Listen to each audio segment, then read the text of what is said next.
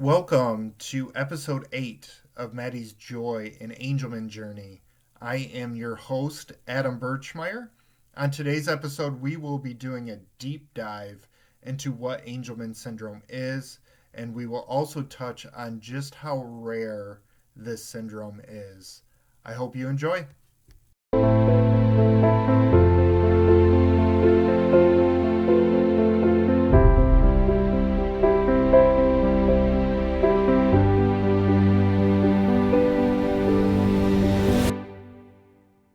We are finally back for the new year.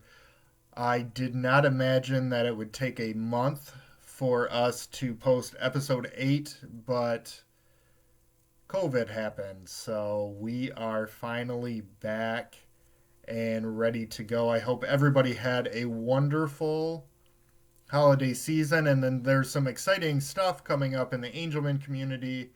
So February 15th is International Angelman Syndrome Day. So make sure that you wear your blue on February 15th. It's really easy to remember right after Valentine's Day.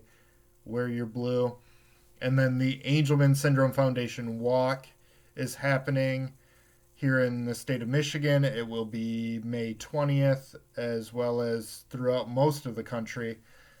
So if you haven't signed up, please do so. I will be sharing Maddie's walk page on Instagram, Twitter, on Facebook sometime next week, so be on the lookout for that. But this week is a good reminder to go back to basics.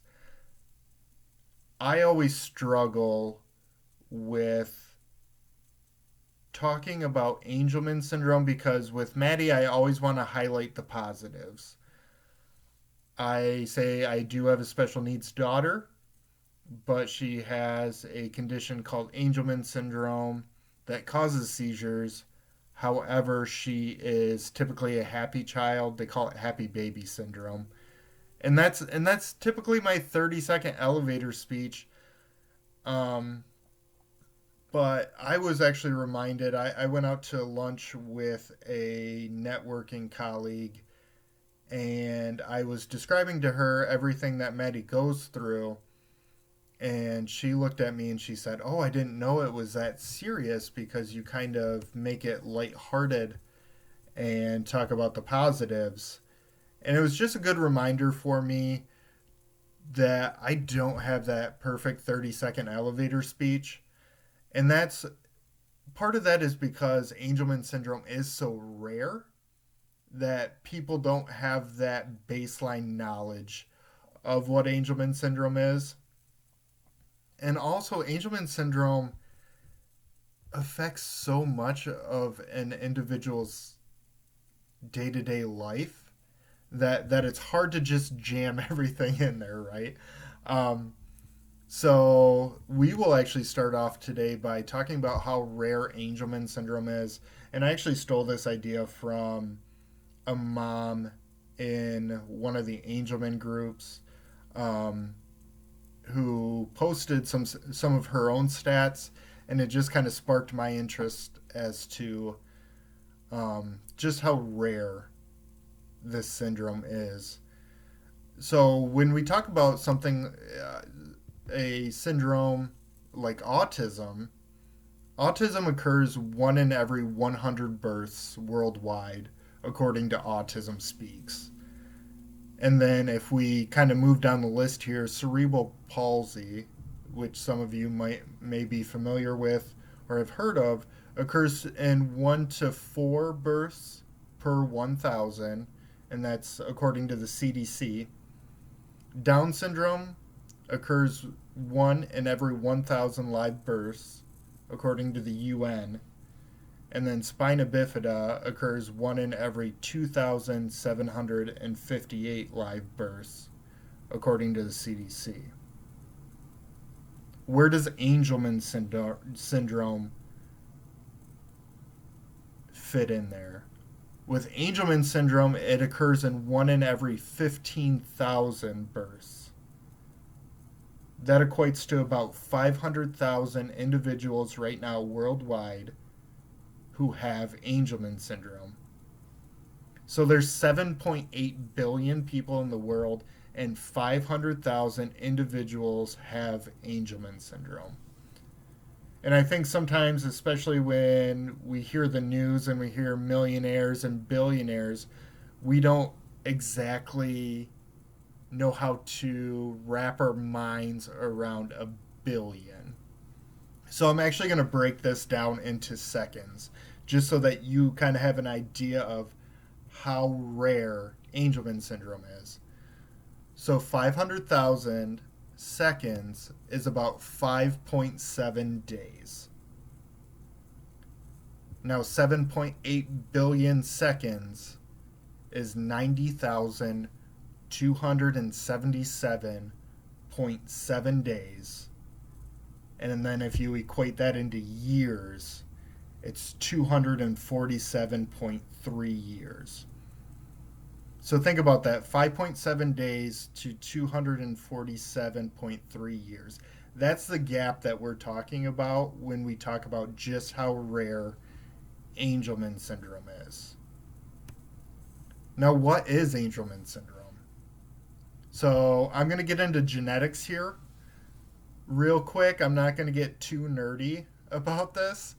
But genetically speaking, Angelman syndrome is a loss of function of the UBE3A gene in the 15th chromosome.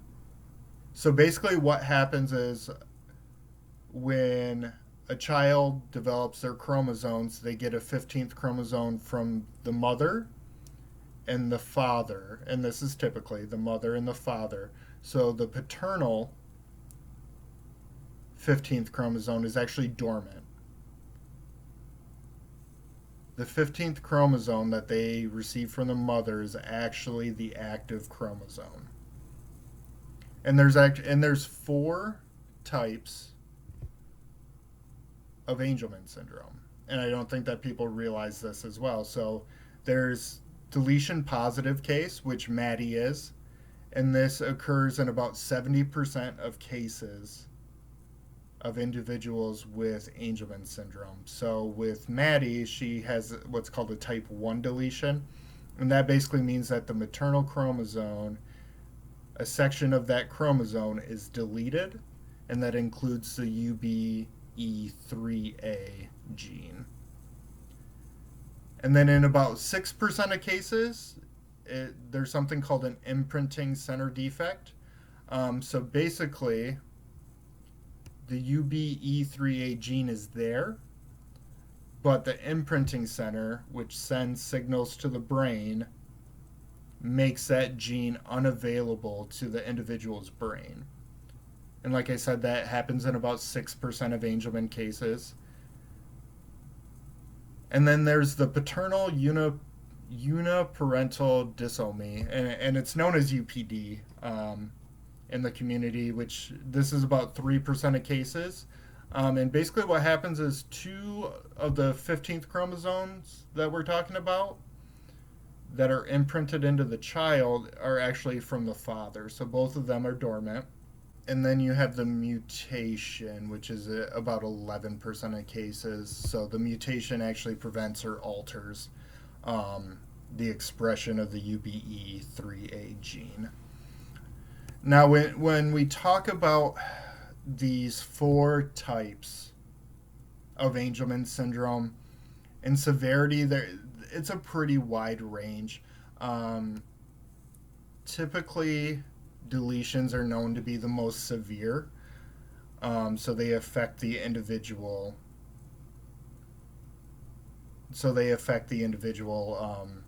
Most severely, but as a parent of a deletion kid, and I don't get hung up on this, my kid's going to persevere, and I'm never going to put a limit on my child. There might be some things that Maddie never accomplishes, but that's not going to be because we don't try. And the type of Angelman syndrome to me in the community doesn't matter. I'm going to cheer for your wins. I'm not going to say, oh, it's because they have this type of Angelman syndrome. No. Angelman syndrome is Angelman syndrome. We are all in this fight together. So to me, whatever type you have, or whatever type the individual has, like, they accomplish something. So that's something that I just want to put out there. I know that it's not as big in the community as it was before, and for good reasons. One thing that interests me is 10% of Angelman cases, they phrase it as 10% or less, have no known mechanism. So it's not known as a deletion case or a mutation or an imprinting center defect or a paternal or UPD. I'm just gonna say that. Um, the case is actually unknown. The testing all comes back as normal, but they display the clinical signs and symptoms of Angelman syndrome. And I actually did not know that that existed. So that was intriguing to me as I was doing my research on this topic. And Angelman syndrome can be inherited.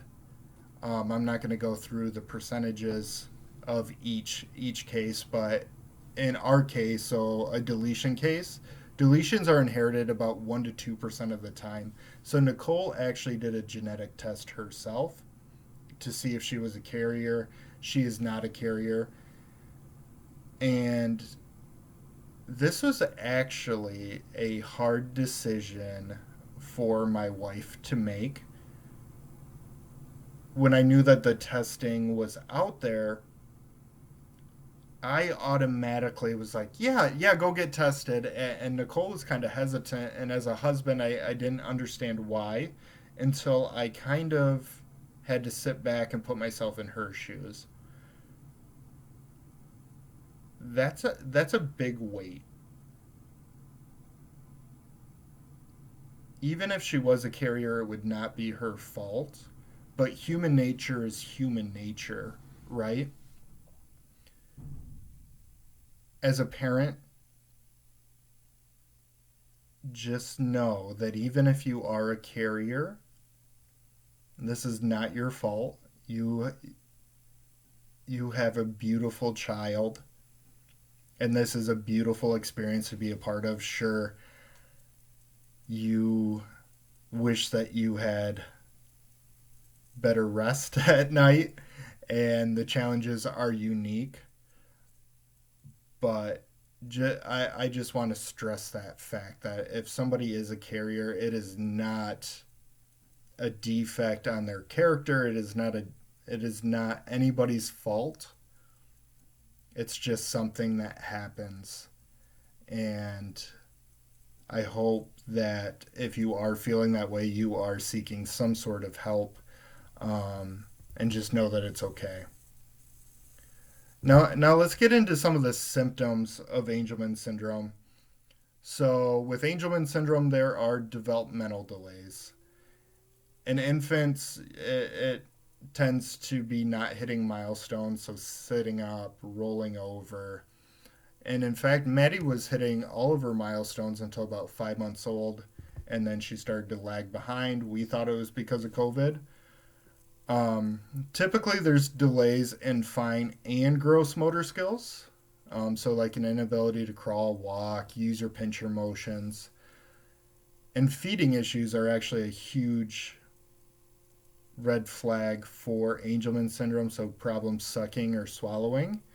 So Maddie is on thickened liquids still. We actually have a swallow study coming up as I'm recording this tomorrow. So hopefully we can kind of thin out her liquids still. And then younger children have issues with balance, the delayed ability to walk, an unstable gait, and that just kind of progresses throughout adulthood as well.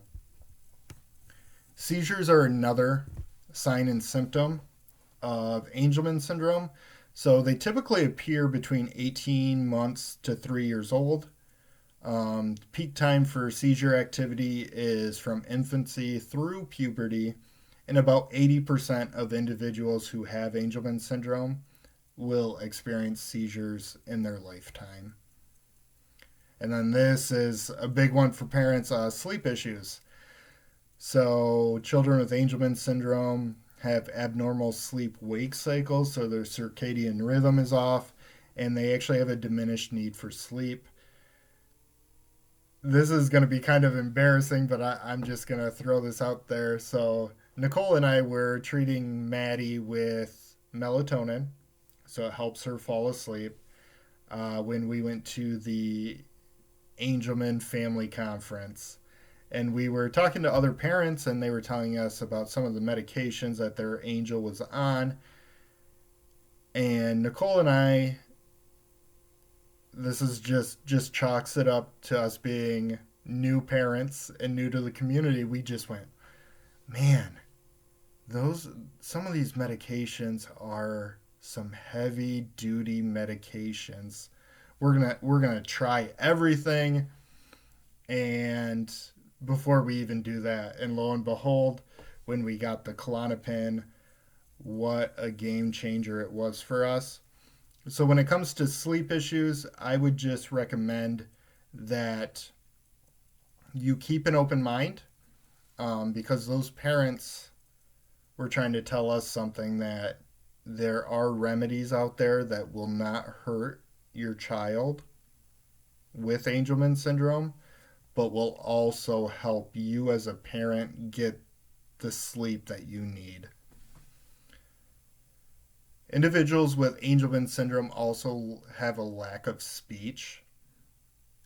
So in infancy, usually it comes out in a lack of like cooing or babbling. And then a lot of individuals with Angelman syndrome are nonverbal or have a very limited word set. So we use AAC devices. So Maddie has an iPad that she uses that we're trying to teach her how to use. And on the blog, I actually discussed our our challenges with that device. But we actually made it 2 nights in a row using her iPad. So we're just gonna try to keep the momentum going there. And that doesn't mean that all individuals with Angelman syndrome can't speak. This is one thing that I discussed earlier. Never put limitations on your child or on your individual with Angelman syndrome, because they will surprise you time and time again. Then there's the gastrointestinal issues, reflux, especially in infants, and then the chronic constipation. So Maddie actually takes a cap full of Miralax every single night, and if we miss a dose, we know about it for about 3 days. She's instantly bound up. But let's talk about the greatest blessing of Angelman syndrome is their happy demeanor. Um, Children with Angelman syndrome are usually easily excitable. They're smiling, they're laughing, they're just a joy to be around. And that I chalk that up to just kind of what they prioritize in their life. It's all about their loved ones, it's all about the new experiences. And even if it's an old experience, 5 minutes later, it's a new experience for them. One of the greatest moments of my day is I always pick Maddie up from daycare, and I've never had somebody that excited to see me. Each and every single day, she lets out a squeal, and she immediately either reaches for me or starts crawling over to the doorway to get to me. And it's one of the greatest feelings as a father that my child wants to see me that much. There's a saying, if you've seen one individual with Angelman syndrome, that's exactly what you've seen, is one individual with Angelman syndrome. Every single person in our community is different. It's a lot of work to be a parent of an Angelman child, but it's such a blessing. I always focus on the positive of Angelman syndrome. I think the worst part of this diagnosis is actually the seizures. That's something that scares me, but just the joy that she brings to my everyday life, I love. Um, and yeah, it's a lot of work. Sometimes it's sleepless nights. Um, but I always assume that Maddie can accomplish whatever task we set out for her. So right now our goal is to have her walk by the age of 3. We're about 5 months away from that. She's not pulling herself up yet, but when it clicks, it'll click. Strength wise, she's strong enough to do it. It's just a matter of putting everything together. Um, and just something else that I'll share is Maddie is actually one of the most emotionally intelligent individuals that I've seen. Um, she knows how to get her way with just a facial expression. And it's something that she actually practices, and I catch her doing it. She'll be on my lap and she'll give me about 4 or 5 different facial expressions until she gets the reaction that she wants. And then she just kind of registers that, and it's something that I've noticed. um, and I hear a lot of Angelman parents talk about this, that their child knows exactly what's going on, even though they can't verbalize it, or even though they have cognitive issues, things like that. Our children are smarter than we give them credit for, and this is just such an amazing community to be around. I hope that I did it justice today, describing exactly what Angelman syndrome is and describing just how rare it is. I cannot wait to connect with everybody on the walk May 20th. I cannot wait to wear blue to work on February 15th for International Angelman Syndrome Day. But before the 15th of February, we will be back with a podcast next week. So stay tuned. Thanks so much for listening. And until next time, have a great day.